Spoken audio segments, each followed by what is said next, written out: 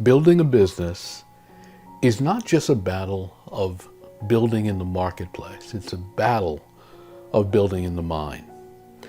Unexpected, uncomfortable, hard to sustain, hard to overcome obstacles surface. And you will find building a business and building a brand is one of the most difficult things you will ever try to do. It is something that has defeated many. But you do not have to be defeated, but you do have to be aware of the importance of mental health in the process. Now, when we talk about mental health, we're not just talking about when things go wrong. We're talking about making sure that things are going right. And in this video, we're going to talk about your mental health while building a brand. My name is Andre Taylor. And on this channel, we explore luxury, premier living, and prosperity. Now, if you're building a brand and you're focused in one of these areas or focused in any area, one of the first things you will discover is the challenges to your own mental health. You can work at something and you will wonder, am I doing the right thing? Am I going to make it? Am I moving too slow? Why is everyone else succeeding faster than I am? Shouldn't I be rich by now? There's so many emotions you deal with. I know when I'm coaching someone, emotions surface about, wow, what am I doing wrong? Why are other people succeeding? And one of the things you will see is the anomalies. You will see people who are succeeding in major ways. There's lots you don't know about their success, or there's lots you don't know about behind the scenes. So it can be very easy to be hard on yourself and wonder whether you are worthy. Now, don't get me wrong, you are inherently worthy of success, but it's very easy to second guess your activities and second guess your approach. So if you're dealing with some challenges mentally, this is an important thing to explore. Now, before I proceed, let me just say to you that mental health, anxiety, depression, these things are very serious. And this video is not equipped to help you overcome those things in the sense that professional help and guidance and counseling would. So if you really feel anxiety and stress and depression and those kinds of things, it's important to consult with a professional in this area. What I'm doing is sharing my own experience in dealing with brand building and business building and some of the mental challenges you go through and how I have addressed them and how I address them now and how you might going forward. First of all, let me commend you if you are building a business and building a brand. I believe it is one of the greatest endeavors that you can ever take on. The wisdom of building a brand and building your own business is irrefutable. But while you are building it, there are so many challenges that you go through that it's easy to question whether or not this is something you should be doing. On the other hand, it is easy to look around and think about the power, the joy, the dignity in building something. When you walk through the street, you are walking through the street as an owner. You're walking through the street in command of your ideas and your creativity. And whether it's large or small or tiny or just getting started, you can be proud that you're doing something that many people will not do. They won't trust their ideas. They won't trust their instincts. They won't take action on something that they really want. They won't pursue what they feel is their purpose and their passion. And I know there's lots of questions about whether pursuing your passion is a great idea. I land on the side of it being a great idea because I personally never want to be in a position where I feel regrets about not pursuing something. So the wisdom of brand building, I think, is pretty strong. When you go to a restaurant, even if it's not an expensive restaurant, you're having a meal based on your earnings and your profit and what you can allot to do that, to go to that restaurant with. When you travel, you're traveling on your own dime. When you propose something, you're proposing something that you are excited about delivering. And when a product comes together, when a client comes together, you can be proud because it is something that came out of your creativity, out of your ideas. And when you close a deal, when you collect the funds for a deal, it is so exciting because it goes full circle. It goes from concept to being able to say, I really made this happen. So the rewards are plentiful. And as a founder, you get to enjoy those rewards.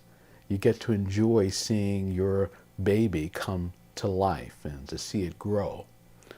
And I think it is sad that so many people start but are not able to continue because they just did not anticipate the difficulty of moving something forward.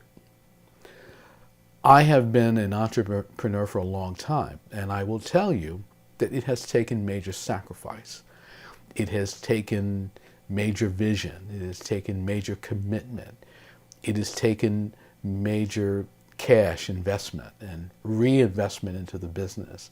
And just when you think you're at a point where you've got it figured out, the market changes or the client's needs change or a competitor enters the field or the ground that you've cleared as a pioneer is then followed by a competitor who copies you.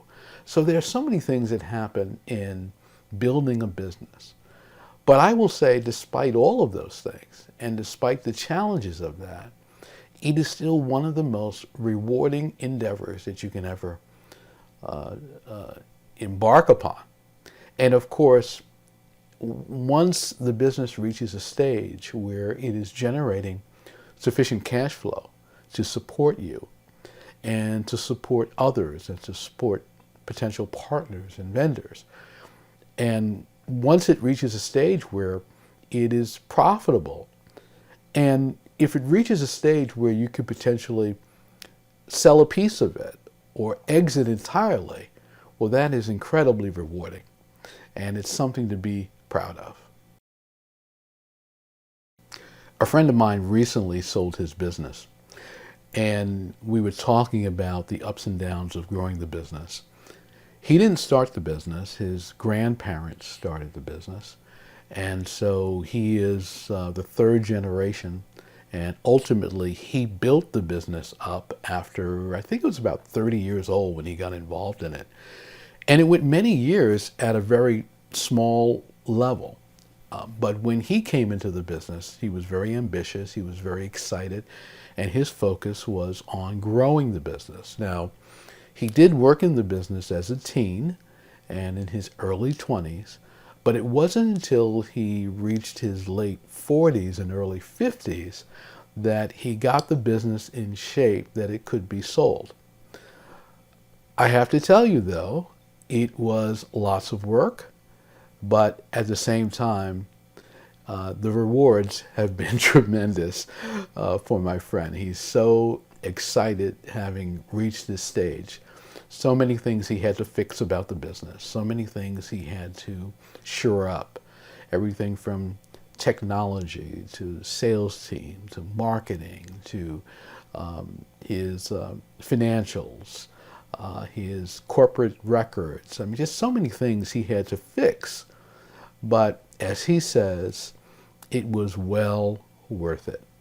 And so he went through a period for a long time where the business did not look like it was anything meaningful. But then when he got involved, he realized that there was a lot of value there. And he began to look at the business a little bit more seriously. And this is something that we do in the early days of a business, but are sometimes difficult to carry forward because of the stress of building a business. If you have a business, you know those early days. The elation of coming up with an idea and realizing that this is something you want to pursue. And you're sitting there and you're thinking about it. Maybe you're at your computer or on your phone, or you've got a pad and pen and you're thinking about the ideas and, oh, I could do this and I could do that and I could offer this, and here's the way I want the business to be described. Here's the way I want the logo to look. Here's the products I want to offer.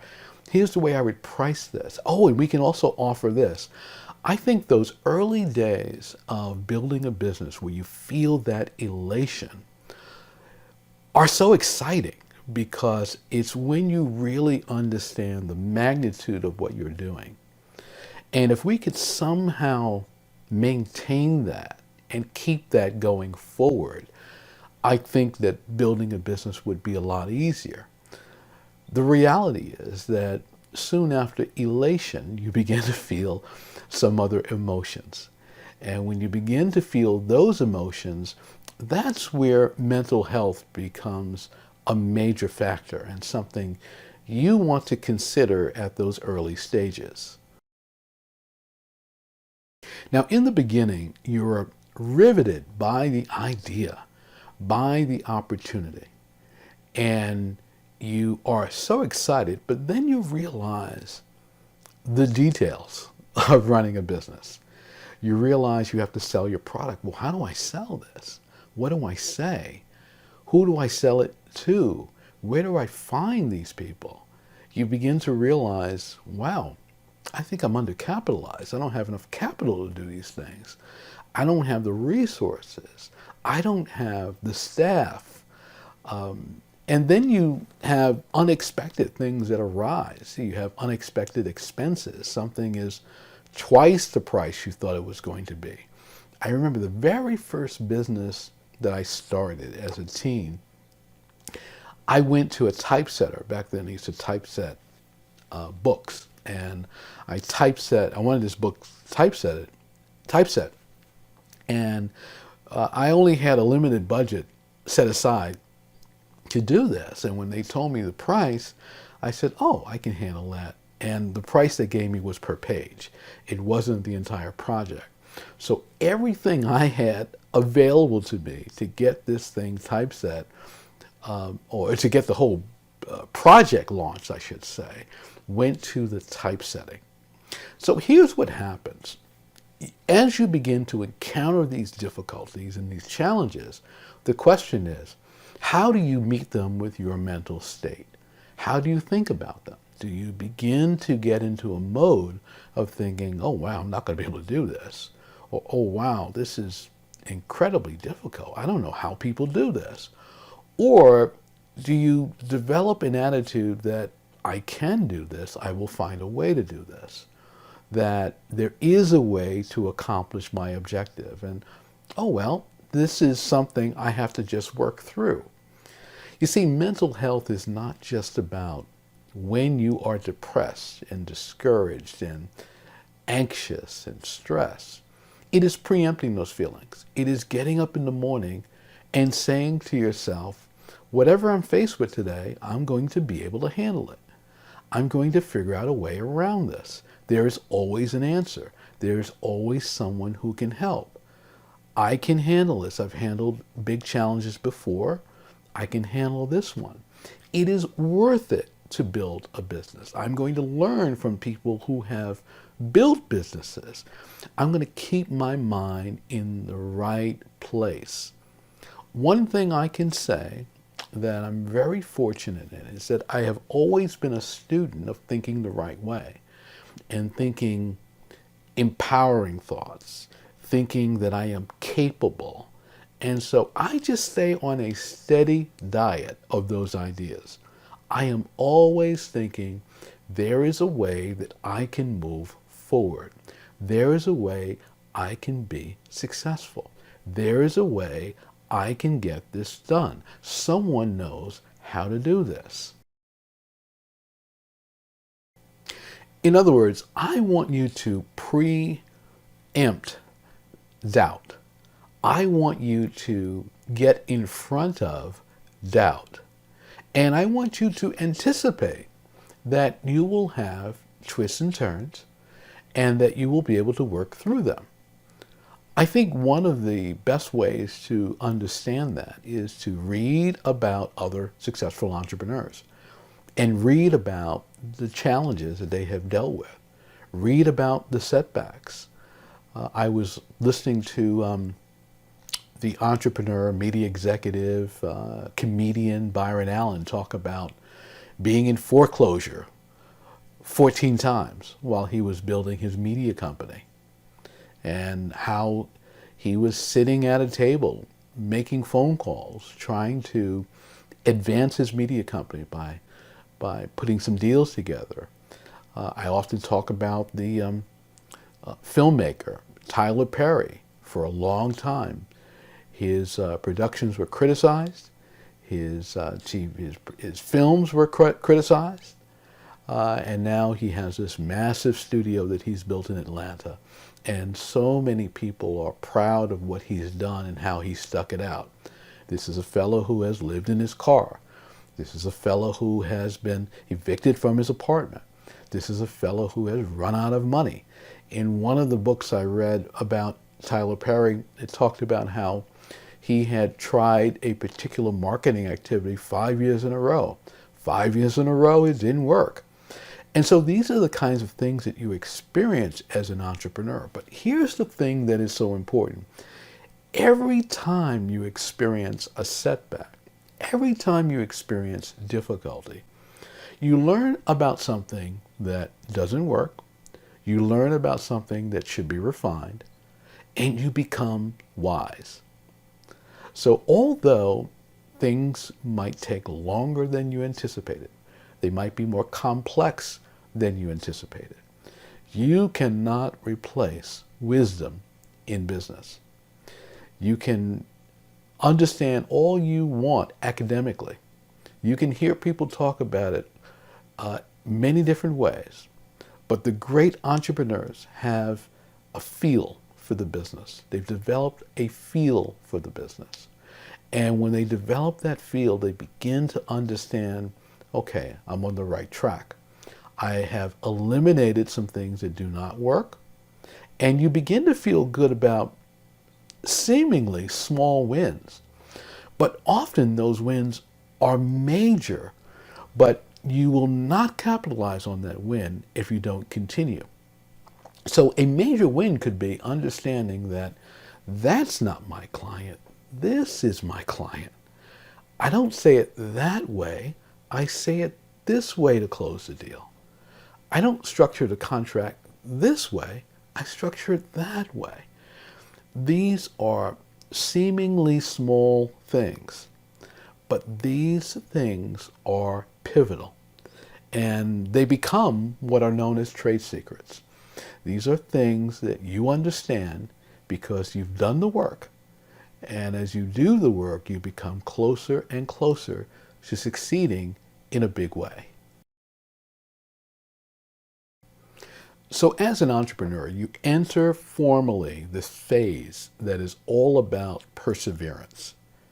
And during this perseverance phase, it's about learning those lessons. It's about understanding that there will be unexpected twists and turns, but as you persevere through them, make note of them. Take the wisdom that comes from them.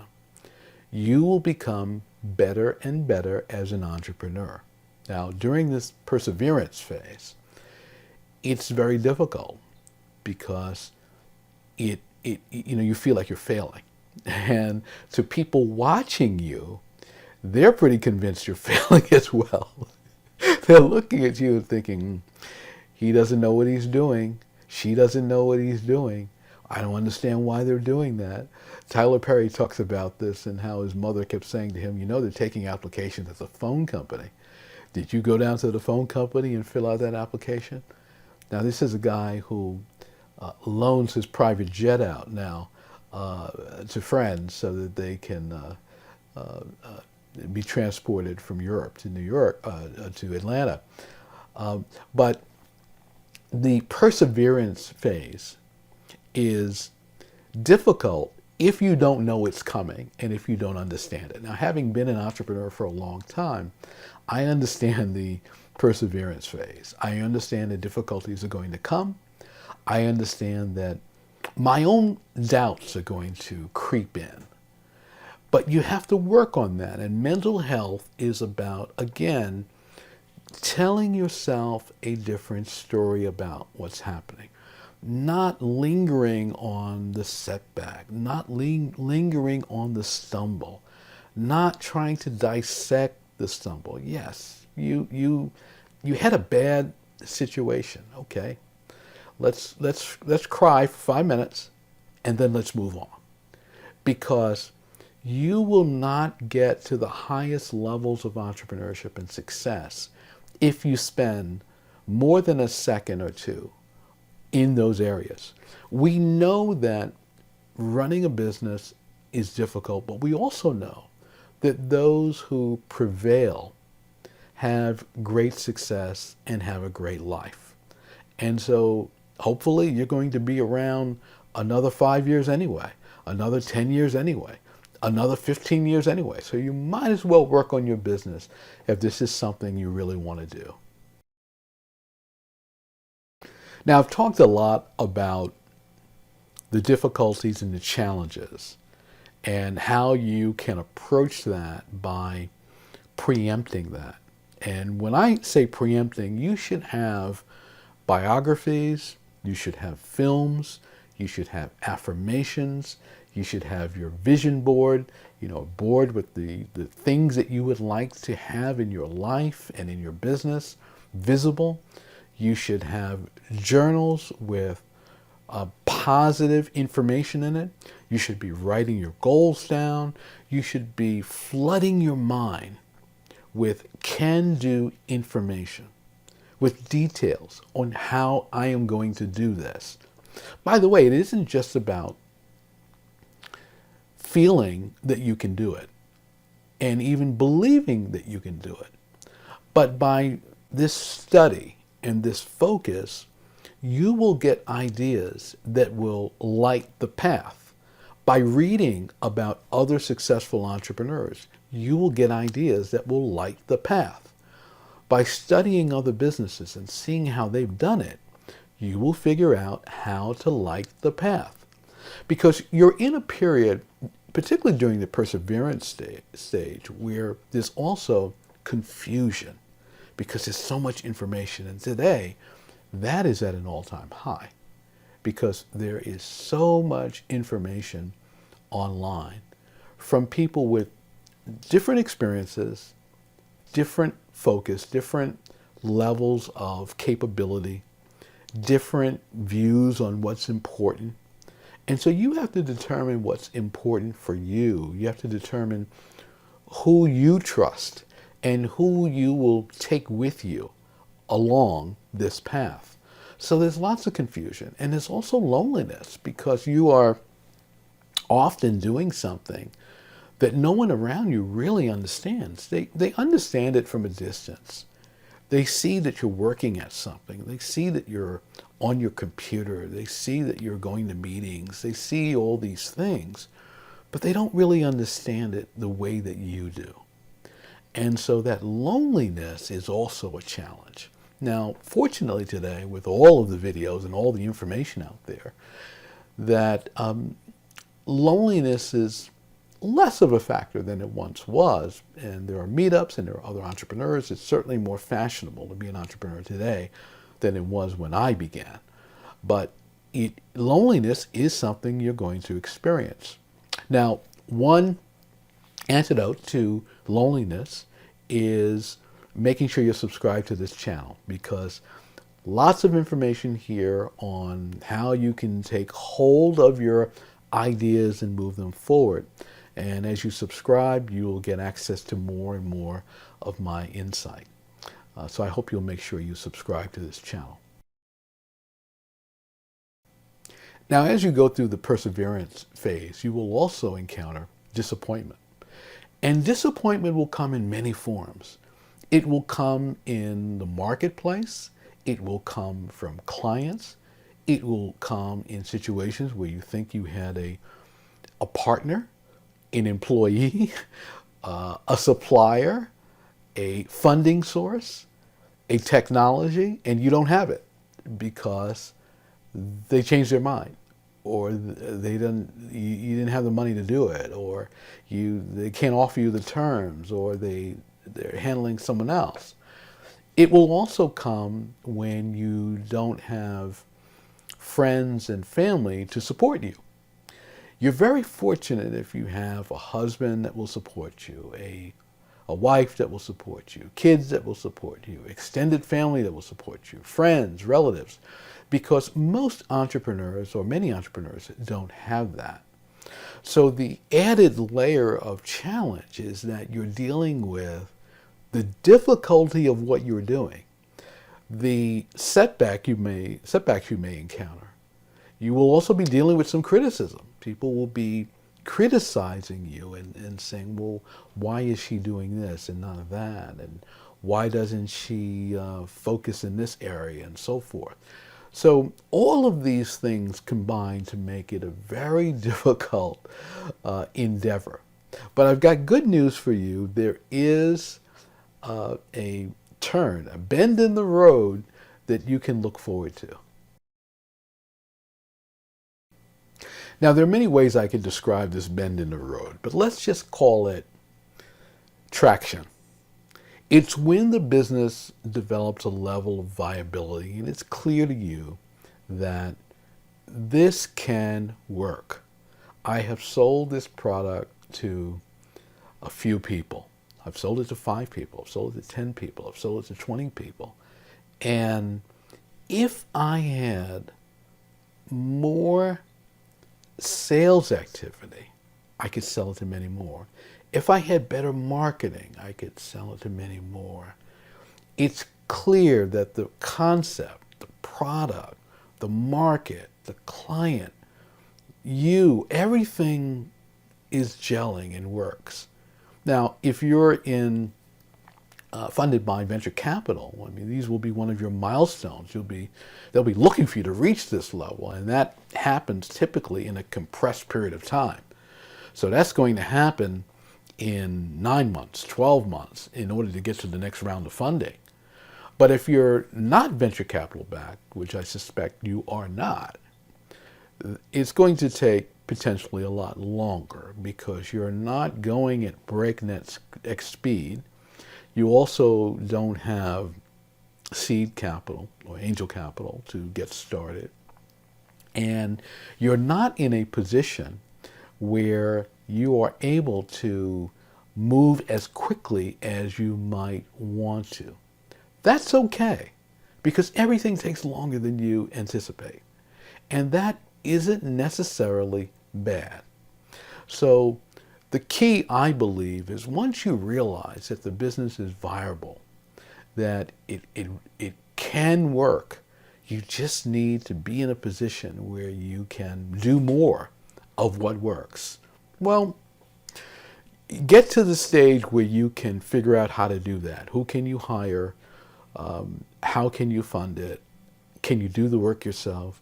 Can you make those dozens of calls every day, those 100 calls a day? Can you get those emails out? Can you do the direct mail? Can you do those things to get it done?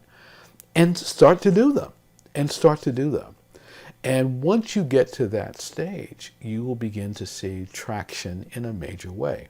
Now, the wonderful thing is, when you start to see traction in a major way, it's really beautiful, because those early days when you felt the elation of your idea begin to appear. You begin to see what it can be. Now, there are many phases you can go through after this in terms of just how big you grow and how substantial your business becomes.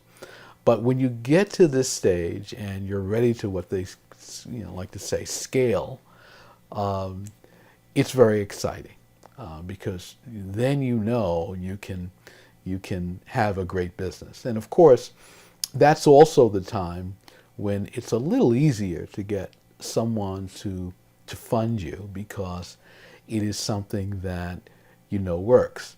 But maybe outside capital is not the idea. Maybe it's loans, maybe it's partnerships, maybe it's various other ways to do that funding. But obviously, when you get to that stage, it is very exciting. Let me tell you that all along, self-care is crucial. Self-care is not only the ideas and necessities of the business and the importance of being in the right attitude, the right mindset, but it's friendships. It's people you can have great conversations with. It's being able to go out and have a nice dinner. It's being able to go to a movie. It's being able to just take a walk and just enjoy the process and not allow the stress of building to be the only thing you're engaged in. There was a period in my entrepreneur career where I was so involved in coming off of one venture, moving to another, trying to maneuver through market conditions, difficulties, and the Great Recession, the .com implosion. I mean, all of these things at one time, that it just felt like I could not come up for air. And that period lasted a long time. And I had to reach a stage where I slowed down my growth, because it just was not healthy to grow faster. But once you settle down and you get your bearings and you understand what's happening, then you can jump back in. And by then, things have changed. Markets have changed. New technology comes around that can be helpful to you. So the idea of brand building is very exciting. Keep in mind these various phases, the various experiences that you will have in growing, and don't forget the importance of self-care. Appreciate yourself. Say good things to yourself. Give yourself a break when you make mistakes, when you have setbacks, when you have challenges. You will be your best partner. The person who's speaking to you inside your head about where you are, what you're doing, what you have accomplished. Pat yourself on the back, because doing this is not easy. It's why a lot of people don't do it. But it is certainly worth it. Now take a look at this video.